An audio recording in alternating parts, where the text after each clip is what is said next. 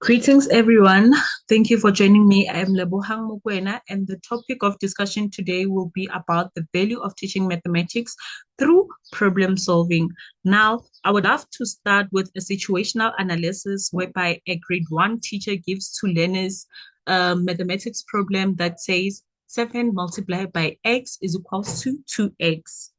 So, what do you think is the problem of giving such types of problems to grade one learners, right? What do you think is the problem?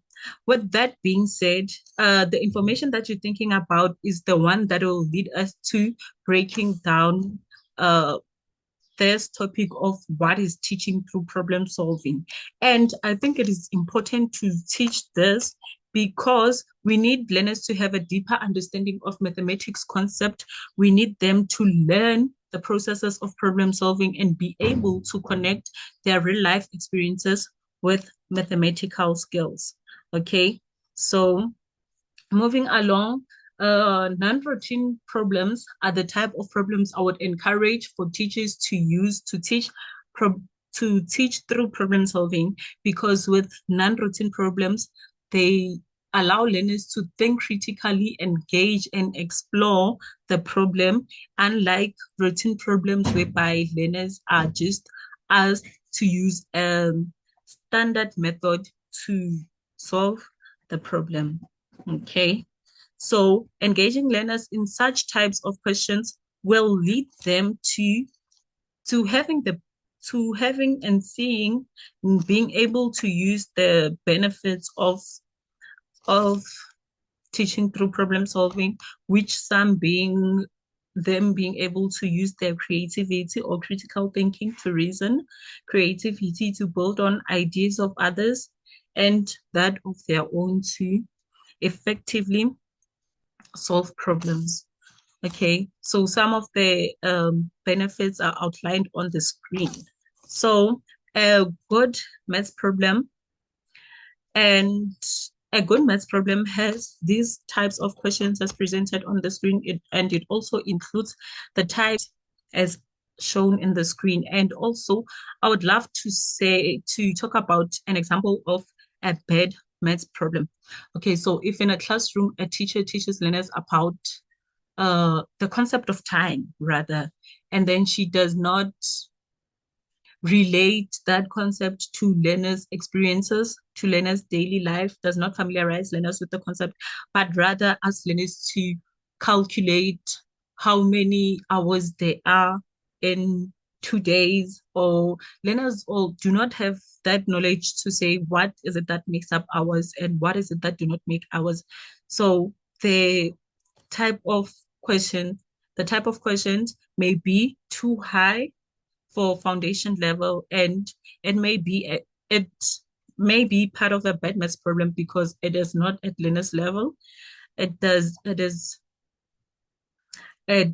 limits learners to answering or giving justifications for their answers. Okay, so now we are going to discuss about the when and how to develop problem solving in a lesson. When and how to develop problem solving in a lesson. And some of the things are outlined and the screen is presented, but I wanted us to talk about how can we teach learners to use problem solving. So effectively, the teacher can model the Polier's 4 steps.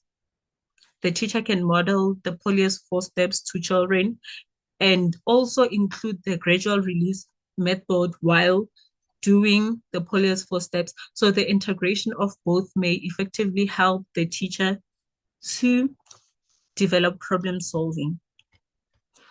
All right. So some of the skills when creating such experiences of problem solving are those outlined in the screen that helps learners to be more effective when it comes to critical thinking, right? And the gradual release method is also part of a problem solving strategy that teachers can use, including collaborative learning, whereby learners work as a group to give inputs, ideas, to know more about a mathematical concept, right? Okay, so moving along, I would recommend for the teacher to use demonstrations and engaging experiences that fosters learners' participation and it retains their attention on the task that they are doing that is related to the mathematics problem solving so that the teacher can effectively teach the uh, strategy for problem solving. And just like in a classroom level, the role of um, just like in a classroom, the role of a teacher is to teach and the role of a learner is to learn. So when presented with the problem, the role of the teacher is to help the learner know what knowledge they can use, is to help the learner use their background knowledge, rather, use their background knowledge to be able to try and solve the problem and find out more about the problem. But the role of the learner is to check what knowledge they have and what is it that they can use to effectively solve the problem. So that is the same. Reciprocation also works effectively in teaching learners through problem solving. Sorry about that. And then some of the strategies and resources may work effectively to teach through problem solving in a classroom. And most importantly, I wanted to discuss the importance of discussion and questioning, which lead, both of these components lead to critical thinking. Good questions empower learners to be able to dive deeply into a topic, ask open-ended questions, ask questions that are not limited, rather. And asking this type of questions, they lead to making discussions more effective, lead to making discussions more interesting, and learners can learn effectively this way through discussions and questioning. So using discussions and questioning through teaching problem solving it incorporates of collaborative learning also where you can find such components being of effective use. Okay, so this with this said, I'd love to believe that teaching through problem solving is mostly child-centered and self-directed by the learners, and the teacher is there to guide and model the learners as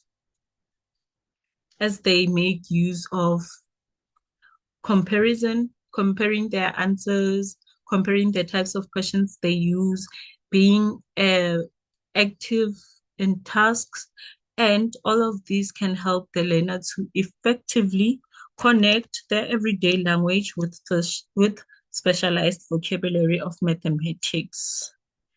And I believe that with that being said, I have reached the end of the conversation and hoping this was productive for you as it was for me. Thank you all for joining us.